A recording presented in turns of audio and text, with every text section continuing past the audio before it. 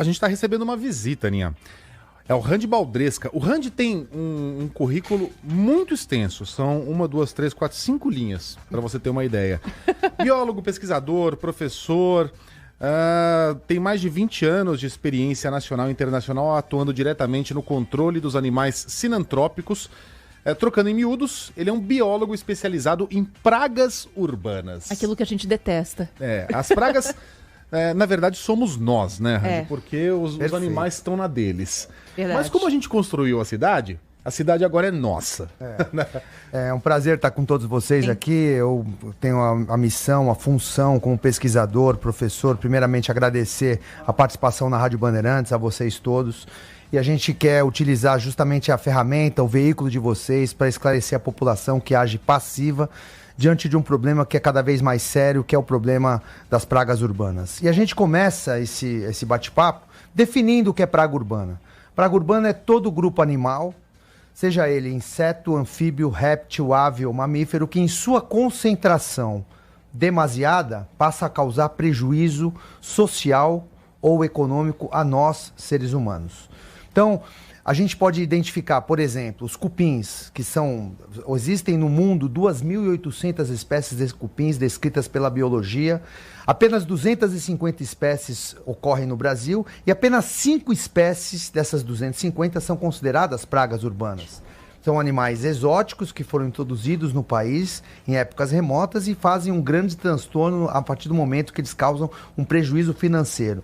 Assim, degradando o patrimônio histórico edificado, a casa das pessoas, enfim. Então, dependendo da circunstância na qual a gente analisa, esse animal pode e deve ser considerado uma praga urbana. Uma praga urbana. Olha, o Randy, para quem está nos acompanhando aqui no YouTube, trouxe uma lista dos animais que são considerados pragas urbanas. Aí tem cupim, pombo, formiga, camundongo, rato de telhado, ratazana, mosquito. Parece uma música dos Titãs isso aqui, né? Barata, mosca. Morcego também? Morcego. O morcego, a partir do momento que ele passa a ocupar um ambiente urbano. A cidade, o meio urbano em que a gente vive, ele cresce demasiadamente. E a cidade crescendo, o Megali falou uma coisa que eu adorei. A maior praga urbana do mundo somos nós. Nós degradamos o meio ambiente. Mas por outro lado, a gente precisa crescer, se desenvolver. O ambiente urbano precisa ocupar espaços que antes eram dos bichos. A partir do momento que você tem esse crescimento desordenado das cidades, não só no Brasil, mas no mundo todo, você passa a ocupar um ambiente natural, silvestre.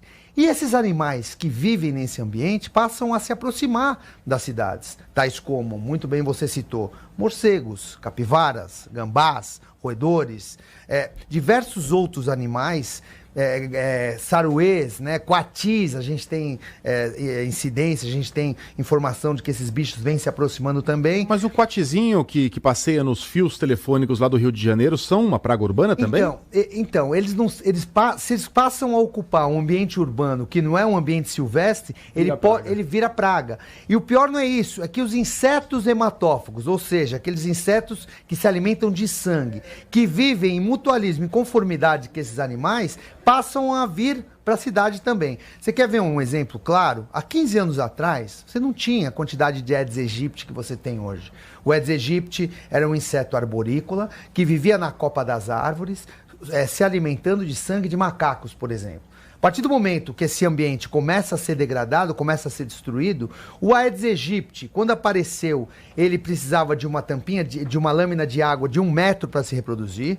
Água absolutamente limpa, ele era encontrado apenas em algumas horas do dia, ele voava pouco, a fêmea do Aedes aegypti colocava algumas dezenas de ovos no substrato, não transmitia nenhum tipo de doença. O que aconteceu com o Aedes aegypti nos últimos 10 anos? Hoje o Aedes aegypti se reproduz numa tampinha de garrafa PET, a fêmea coloca centenas de ovos em diversos locais do substrato, ele é encontrado a qualquer hora do dia, a gente tem informações que ele vem se reproduzindo em água, também água suja, e transmite dengue 1, dengue 2, dengue 3, síndrome de Guillain-Barré, uma doença pouco conhecida, pouco divulgada, zika, febre chikungunya. Então, assim, ele se acaba se modificando, se plastificando, se adaptando ao ambiente e passa a ser hoje um problema de saúde pública no Brasil inteiro. Eliminar desequilibra? Eliminar essas pragas? É muito difícil eliminar. Hoje você tem incidência de barata, de rato, de pombo, de formiga na Sibéria, nos Estados Unidos, na Suécia, na Dinamarca. São animais que estão amplamente adaptados. Eles adquiriram esse caráter sinantrópico. Caráter sinantrópico, animal sinantrópico é todo animal que vive e convive no ambiente apenas do homem. Você quer ver um exemplo? Uma oca de índio no meio da Amazônia, vocês acham que lá você tem a presença de barata, de periplaneta americana, vulgarmente conhecida como barata de esgoto? Provavelmente, se você tiver, ela vai ter o predador dela, porque lá no meio do mato, né, ela não vai ter muito, o ciclo de vida dela vai tá complicado dela se desenvolver, se reproduzir. Um pombo, mesma coisa, um pombo urbano no meio do mato, no ambiente silvestre, ele tem os predadores dele, ele não tem a facilidade de desenvolvimento, de reprodução que ele encontra no ambiente urbano. Então, a partir do momento que esses animais adquirem esse caráter sinantrópico, eles passam a ocupar um ambiente que não era deles. Então, água, abrigo, alimento, falta de predador, um ambiente propício ao seu desenvolvimento, à sua reprodução, é amplamente favorável à sua completa distribuição em todo tipo de edificação hoje das grandes cidades. Ô, Randy, vamos falar desses três cavalheiros aqui, o camundongo, o rato de telhado e a ratazana, que são aqueles que causam calafrios na gente. Eu já ouvi 1000 vezes aquele papo de que São Paulo tem 10 ratos para cada habitante, Nova York tem 15 ratos, Paris tem não sei quantos. Isso. Duas dúvidas. Uhum. O quanto de rato é saudável para o ambiente urbano e quem é que faz essa conta? Como é que a gente chega a essa conclusão? Olha, isso é uma coisa que sempre me perguntam. É muito difícil a gente ter essa conta exata. Veja bem. O camundongo, mus músculos, é o ratinho de armazém, é o gerre. Pequenininho, tamanho de um dedo. É um bichinho difícil de controlar, mas não é causa de tanta preocupação. Saúde pública, por exemplo. O rato de telhado é um rato que ele se reproduz, ele é encontrado na faixa litorânea do estado de São Paulo, principalmente. É o rato preto, o rato de telhado. Mas o grande vilão dessa história é o ratos novérgicos, é a ratazana, é o rato de esgoto. Para a gente ter mais ou menos uma ideia da forma de reprodução e do número de ratos existentes, não só em São Paulo, mas como em Paris, em Nova York, veja o seguinte. Uma colônia de ratos, você tem um macho alfa, invariavelmente a presença de 2, 3, até 4 fêmeas nesse clã. Cada fêmea, dependendo da quantidade de água, abrigo e alimento disponível, ela entra em processo de reprodução entre 3 e 5 vezes por ano. Em cada postura, em cada reprodução, ela 30, 40 descendentes. Então você imagina, 4 fêmeas se reproduzindo numa velocidade espantosa, porque água, abrigo e alimento é tudo o que eles mais têm e o que eles mais encontram no ambiente urbano. E aí você tem, na contrapartida, a falta de predador, porque, na verdade, na natureza, quem predam os ratos? As cobras, os gaviões, mas você não tem esses animais em São Paulo. Então, hoje, e além do que, a urina do roedor, do rato de esgoto, ela transmite o quê? Que a gente chama de leptospirose, uma doença grave que acomete as pessoas, que dependendo da dificuldade do diagnóstico, ela pode e é fatal. Então, assim, quem transmite é a bactéria Leptospira interrogans, uma bactéria grave que está presente na urina do rato.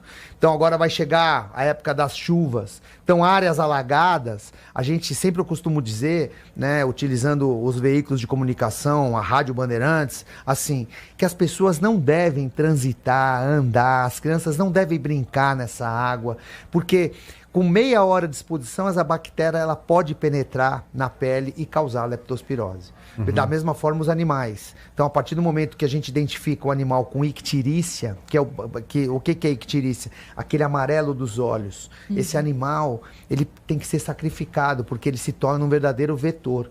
Então, ele não tem cura, é muito difícil de você curar a leptospirose em animais, em cães, por exemplo. Então, e ele passa a transmitir a leptospirose assim como o roedor.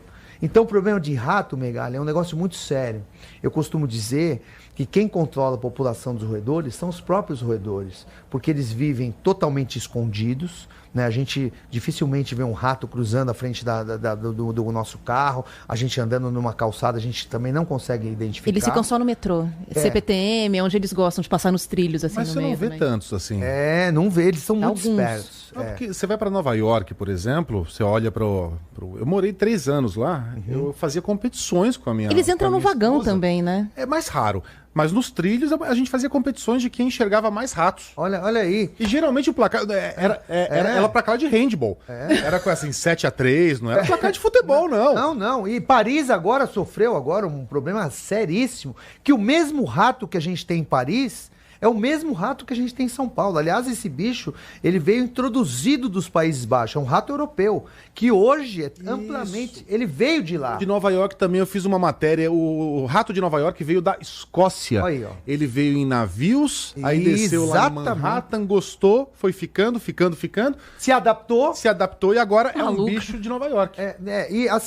E é um bicho totalmente adaptado. Apesar de você pode até encontrar, como você muito bem citou, andando pelos trilhos, mas é muito difícil. O rato é um bicho que ele tem apenas 10% da visão. Pouca gente sabe disso, né? O rato é praticamente cego. Aí eu pergunto pra vocês, tem luz no esgoto, nas galerias pluviais? Tem luz? O bicho não precisa de luz, mas o olfato, a audição e o senso de direção é transmitido através das vibriças, dos bigodes dele, que a gente consegue ver. Então esse bicho Dando um negócio, ouvindo vocês totalmente falarem. adaptado. Então ele se sente cheio de comida a muitos metros de distância, né? E é um problema de preocupação, porque principalmente no centro de São Paulo, nas periferias, né? E hoje não tem distribuição específica, mas assim, amplamente adaptado. E é um bicho que tem 90% de similaridade conosco. Haja vista que todas as vacinas, né, todos os métodos científicos, médicos, são testados primeiro nos roedores, para depois serem aplicados na gente. O Randy, o pombo é conhecido vulgarmente como um rato com asas. Exatamente. A comparação é válida? Olha, a comparação é outro bicho exótico, que introduzido no país, veio dos Países Baixos, dos países europeus. E uma colocação que é importante de ser feita é assim: o mesmo pombo que vive na Itália, na Espanha, na Alemanha, é o mesmo pombo que vive no Brasil. Acontece que lá, esse bicho não transmite doenças. A gente teve informações agora recentes, 2 pessoas que tiveram morte. A doença do pombo, A doença do pombo em Santos. E é uma importante colocação porque esse bicho, hoje, aqui no Brasil, ele transmite uma doença gravíssima que é a criptococose, uma doença que acomete as meninges, no caso de acometer as meninges, meningite. E se os esporos do fungo se alojarem no pulmão, criptococose. Como e por que você adquire essa doença? Pergunto para vocês, como que é o lixo em países desenvolvidos? É totalmente separado. Lixo orgânico de lixo reciclado. Mas aqui no Brasil, a gente tem essa dificuldade ainda, né? Então o pombo ele é atraído para esse lixo doméstico, onde você tem lixo hospitalar, com lixo doméstico, com resto de comida, com papel com fezes, e ele se contamina nesse lixo e ele passa a eliminar os fungos, criptococcus neoformes nas suas fezes. Então, hoje, o pombo é um caso de saúde pública sério. E a maior dificuldade é qual? Que é um bicho protegido por lei. Então, ele tem aquele apelo, ave da paz, e as pessoas alimentam os pombos, né, sem nenhum critério, sem nenhuma preocupação. E esses animais, eles hoje transmitem doenças graves e, além do que, de degradarem o patrimônio histórico edificado através de suas fezes, que são muito ácidas. E essa comparação que você me perguntou, ela é plausível na seguinte análise. Hoje, os pombos, eles se proliferam em vãos de telhas, em espaços vazios de casas, de edificações, e ali, de fato, você não tem uma asepsia, uma limpeza. Então, já tive a oportunidade de acessar esses locais, e ninho de pombo, diferentemente, por exemplo, de ninho de urubu, ele é absolutamente sujo. Então, os filhotes dos pombos, eles nascem no meio das fezes dos pais. Eles não têm nenhuma preocupação asséptica com limpeza, com nada. E as pessoas pouco sabem disso. E detalhe, a gente não pode nunca entrar num ambiente como esse, primeiro, sem estar utilizando o EPI, equipamento de proteção individual, que consiste num par de luvas, óculos e principalmente máscara com 2 filtros para você se proteger e diminuir drasticamente a possibilidade de respirar aquela poeira tóxica. Mas digamos que uma determinada empresa, determinada pessoa da infraestrutura precisa mexer nesse ambiente. Então, primeiro, utilizar EPI. Segundo, umidificar essas fezes com água sanitária, de tal forma que você evite daquela poeira tóxica, quando você varre, por exemplo, de você respirar aquela poeira tóxica. Caso você fique doente, isso também é muito importante de ser dito, os sintomas da criptococose não são fáceis de serem diagnosticados. Você tem um mal-estar, uma febre, uma indisposição, dor de cabeça, baixa pressão, e esses sintomas começam a aparecer entre 6, 7, 8, 9 meses, até 1 ano depois que você teve acesso ao ambiente contaminado. Caramba. E os médicos também não estão preparados para saber e para fazer um questionamento, e o próprio paciente ele não vai se lembrar que há 7 meses atrás ele teve acesso a um vão onde tinha farta presença de pombos e farta disposição de fezes. Então é um problema sério que a gente tem que divulgar. Eu me coloco sempre à disposição desse assunto. Eu como biólogo, pesquisador, professor, sou apaixonado por isso, porque as pessoas agem passiva diante disso, né? Só para continuar no pombo, para matar aqui o Não, pode falar, o assunto então. pombo. Mas pra gente, que não é médico, pesquisador, biólogo, a gente toma a famosa cagadinha na cabeça. Isso. O que a gente faz? Toma banho? Vai no médico? Olha, vai no posto de saúde? Não. Aí você precisa se lavar. Um dia desses. Eu já levei também. E assim, Passa álcool. E a gente consegue ver nessa foto também, ambiente aberto, assim, por exemplo, de uma praça, também o risco é muito baixo. Porque ambiente aberto, os esporos dos fungos, eles se distribuem, eles ficam em suspensão no ar. Então, um ambiente desse, ele é muito difícil de você ficar doente. A gente não Deixa eu precisa ficar aproveitar. preocupado. A gente está mostrando aqui uma praça cheia de pombos. Isso. Toda cidade tem a sua. Isso. Criança adora correr no meio dessa pombaiada aqui. Isso. Não tem grande perigo. Não tem grande perigo. Porque é ambiente de suspensão, os esporos são muito leves. Aliás, impossíveis de serem vistos a olho nu.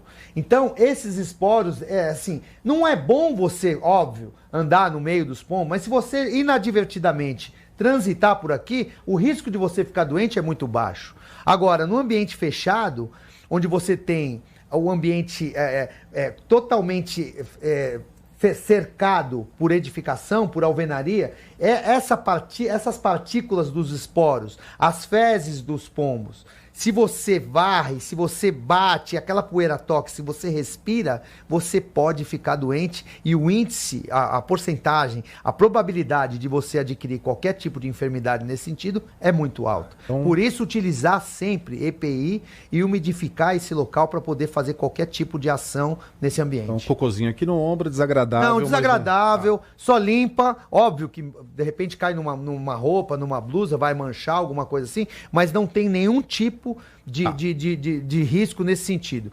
É importante citar que tudo que eu falo é baseado em trabalhos científicos, então a gente nunca pode, eu como especialista nessa área, não posso falar o que eu acho. Então, assim, atualmente na literatura a gente não tem nenhum dado que afirme que umas fezes de pombo, por exemplo, transmita qualquer tipo de doença. Mas nesse caso, sim, lavar muito bem a mão, evitar de alimentá-los em ambientes como praças, parques, praias, e seguir a vida em frente, porque assim, não é bom transitar, mas não tem nenhum tipo de risco de ficar doente. Dá pra falar mais? Por favor. Mas eu quero que não coloquem a imagem do que eu vou falar aqui, senão eu vou embora do estúdio, que não dá. Vamos pensar no seu caso, vamos lá. Barata. Barata. Eu já sabia que ela ia falar. Eu imaginei. Porque todo mundo tem um pânico, tem nojo. Qual que é o risco real da barata, fora de fazer a gente infartar? A barata... É sério, tem gente que tem pavor mesmo, pânico, passa mal, desmaia, né? A barata, e aí a gente vai fazer uma introdução aqui na foto dos escorpiões. Você tem 2 espécies de baratas que infestam o ambiente urbano. A barata francesinha, Blatella germânica, aquela pequenininha de cozinha que não voa, e a periplaneta americana, essa sim é o grande vilão. Pra quê, né? Voar? Barata voadora. Qual a necessidade? A barata, ela é considerada um caso de saúde pública. A gente tem informações de que até a asma brônquica em Nova York é transmitida através das baratas, porque elas carregam consigo até 70 tipos de bactérias patogênicas que transmitem doença. Então, as baratas, elas degradam o lixo orgânico que vive nas galerias de esgotos, elas se alimentam de fezes e elas não devem ser permitidas de andar na edificação, numa mesa de um café da manhã, numa edificação onde você trabalha, pelo risco de contaminação. Então, as baratas, e elas têm elas são pouco sensíveis a qualquer tipo de inseticida. Então, para você lidar com barata, você tem que utilizar, inclusive, inseticidas próprios, dependendo da infestação. Esses inseticidas caseiros que a gente encontra no supermercado funcionam também amplamente, tem um alto poder de aniquilar essas baratas, só que a gente tem que ficar esperto só com a quantidade de veneno, de inseticida, de defensivo que você utiliza para controlar esses insetos. E um caso que a gente tem que ficar alerta também é o caso que hoje a gente tem dados do crescimento de escorpião amarelo. São Paulo, Brasil, vem crescendo assustadoramente sua presença.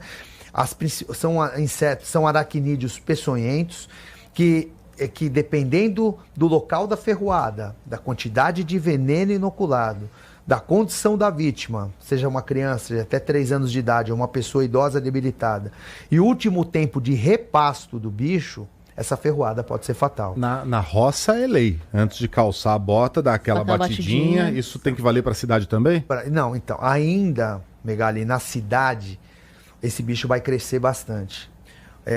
A porcentagem de crescimento do escorpião no ambiente urbano é cerca de 60%, 70% nos próximos 3 anos. É um bicho que adquiriu o caráter sinantrópico, assim como o Aedes aegypti. Você veja, o São Paulo cresce, Santana de Parnaíba, né? Barueri, Santana de Parnaíba, Pirituba, Itapecerica. São áreas que tem muito verde ainda também, muito verde. Aí você constrói os condomínios residenciais, condomínios corporativos, empresas. Você afasta esse bicho desse local, né? Muitos morrem, mas muitos fogem. Com a chegada do ser humano nesses ambientes, nesses condomínios, nessas residências, nós, aqui na mesa, produzimos 1 quilo de lixo aproximadamente diário orgânico, fezes, por dia. Esse bicho, então, ele percebe, e com a chegada desses condomínios chegam quem? As baratas, tá certo? Barata é um bicho que existe no mundo inteiro, né?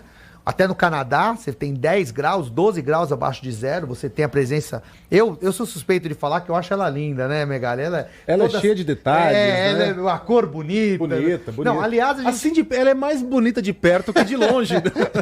Olha, você tá num casamento... fixa na câmera, você aqui. Tá num casamento, você vê um dragão... Aninha. Não, agora olha, Aninha. Olha essa aqui, ó. Essa aqui tá bonitinha, olha lá. Olha lá. Uma baratinha simpática. Essa parece aquela daquela campanha de dedetização, lembra daquela empresa? As baratas, os passeios da barata pela casa. E assim, falando sério, ela é um bicho totalmente adaptado, né? E aí o que acontece? Quando chegam as baratas, os escorpiões que foram expulsos do seu habitat natural, de novo, não tem a presença de predador, água, abrigo e alimento à vontade, a principal fonte de alimento do escorpião são as baratas, eles passam a ocupar o ambiente urbano. Tem gente que adota gato, por exemplo, porque ajuda nesses casos. Deixa eu contar uma história muito divertida que aconteceu. Construíram um mega condomínio aqui num terrenão. Eu já até sei o que o Megali vai falar, eu já sei. Você deve conhecer essa história, porque virou matéria na TV, e aí começou a ter infestação. Sabe quem mora lá? Sheila Magalhães, Fábio França, o Neto, o Barão morava lá. Todo mundo começou a comprar casa, porque era um condomínio massa e pertinho aqui da Band. Aí começou a ter infestação de escorpião. Escorpião pra cá, escorpião pra lá. Já até sei o que ele vai falar. Aí o condomínio, já sabemos. Né? Consultaram lá, não sei nem se era o Rende, e o biólogo falou assim, galinha da Angola. bota a galinha da Angola. Botou a galinha da Angola, os escorpiões sumiram. Só que agora a galinha da Angola tá enchendo o saco, porque empolera no carro, faz cocô, fica... Perfeito! Tô fraco, Mas não transmite doença e nem tem veneno, né? Então, e agora o condomínio tá dividido entre aqueles que querem que a galinha da Angola vá embora, que ninguém mais aguenta a galinha da Angola, e os que querem que ela fique. Então tem o grupo pró-escorpião, o grupo pró-galinha. O Neto falou assim, vou jogar uma onça lá pra comer essas galinhas. No caso, não fui eu que falei da galinha de Angola, mesmo porque eu sou avesso a essa ideia. Por quê? Pelo simples fato, a galinha de... Quem que come escorpião na natureza? O suricato, aquele bichinho que fica em pé, né? Galinha, galo, lagarto, esses bichos não vivem em São Paulo. A galinha de Angola, e não precisa ser de Angola, qualquer tipo de galinha, ela é linda por sinal. Linda. Né? Ela come escorpião? De fato. Se inadvertidamente um escorpião cruzar o caminho dessa galinha, ela vai se alimentar dele. Assim como ela se alimenta de taturana, de grilo, enfim. Mas não é a dieta dela. Não, ela é onívora, ela come de tudo. Se mexeu, ela está se alimentando, assim como galo, como galinha mesmo. Acontece que o grande problema é, eu pergunto para vocês, o escorpião tem hábito, se ele se alimenta de barata, que a gente só vê de noite, o escorpião tem hábito noturno. E as galinhas têm hábito diurno. Então, ela pode até se alimentar de escorpião, mas só que os escorpiões, eles saem do ambiente deles para caçar à noite. Então, inadvertidamente, se um bicho, um escorpião, cruzar o caminho da galinha, ela vai se alimentar. Mas aí você tem esse problema, porque ela começa a se reproduzir também de maneira fantástica, e você passa a ter escorpião e galinha. Então, para controlar escorpião num condomínio residencial corporativo, primeiro, fazer uma análise nas galerias de esgoto, nas galerias pluviais, essa tampa mesmo de bueiro. Aí você deixar isso na mão de um biólogo experiente e acostumado a esse tipo de situação, porque você tem que fazer essa análise, essa pré-análise, para ver se você tem a presença do escorpião nesse local. E de jeito nenhum, sem nenhum critério, você jogar inseticida lá dentro, por quê? O escorpião tem uma particularidade espantosa. O escorpião amarelo, num nível de estresse, ele entra em processo de reprodução assexuada, denominada partenogênese. Então a fêmea não precisa do macho para se reproduzir. Mas a natureza é um negócio muito louco, né? Ele em situação de risco, o que a natureza faz? Exatamente. Ele sobrevive de algum jeito. E o que causa o estresse no escorpião? Eu já falei várias vezes isso e volto a falar aqui. Jogar inseticida nele, você quebrar uma pata dele, você deixar o bicho cego, você pisar nele e não esmagar e não matar, coisas desse tipo. Porque ele vai entrar em processo. E é o que você tem 2, 3 escorpiões na galeria, você passa a ter 10, 20, 30. Por experiência própria. Então, eu já vi isso acontecer. Não vi ele se reproduzir, mas já vi uma galeria que tinha antes 10 e hoje tem 30. Então, primeiro, uma pré-análise dessa galeria. Segundo, aí sim, o tratamento dessa galeria sem a presença de escorpião. E se tiver escorpião, a gente coletar esse bicho pra gente ter o total controle, não só de barata, mas de escorpião na edificação. O nosso tempo acabou. E acabou faz tempo já, mas o papo tá tão bom. Eu tenho só mais uma, então eu vou pedir uma resposta curtinha. Tá bom. Formiguinha, porque senão minha mulher me mata. Se não pergunta. Eu sei. Formiguinha de pia, formiguinha de cozinha, em apartamento, a gente tem que se preocupar? Olha, não deixar, manual de boas práticas, não deixar a louça amanhecida do dia para a noite, né? Você se alimenta na sexta, deixa até o domingo, deixar aquele resíduo orgânico da pia, sempre a pia muito bem limpa, o lixo muito bem fechado, não deixar o lixo chegar a uma altura máxima de papel, enfim. E eu vou dar uma dica aqui.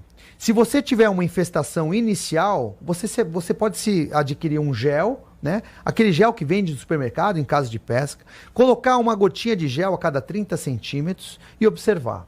Se essa infestação for duradoura, se ela continuar, aí você chamar uma pessoa, especificamente um biólogo, para você ter o controle dessas formiguinhas na sua residência, na edificação. Essas formiguinhas, de fato, não transmitem nenhum tipo de doença. Porque desse tamanho aqui. Até minha vovó já falava, né? Comer bolo com formiga faz bem para a vista. É proteína, né? É proteína. Mas assim... Já viu tamanduá de óculos? Tamanduá de óculos, É verdade. E a formiguinha, agora essa formiguinha, Tapinoma melanocéfalo, é o nome dela, o nome científico dela, dela, ela é vetor de infecção hospitalar. Então a gente tem que ficar esperto com elas em ambiente hospitalar, porque elas são atraídas pelas ondas eletromagnéticas que máquinas de UTI, de raio-x emitem. Então elas têm livre acesso ao berçário e a uma UTI. Então elas são vetor de infecção hospitalar. Randy Baldresca, especializado em pragas urbanas, O papo não ia biólogo. acabar nunca. Nunca, tinha muita coisa pra gente perguntar ainda, mas o Randy volta, né? Sim, Muito com bom certeza. papo, Randy, Um obrigado prazer pela estar aqui com participação vocês, eu aqui. agradeço a atenção, muito obrigado. Enorme prazer, um abraço.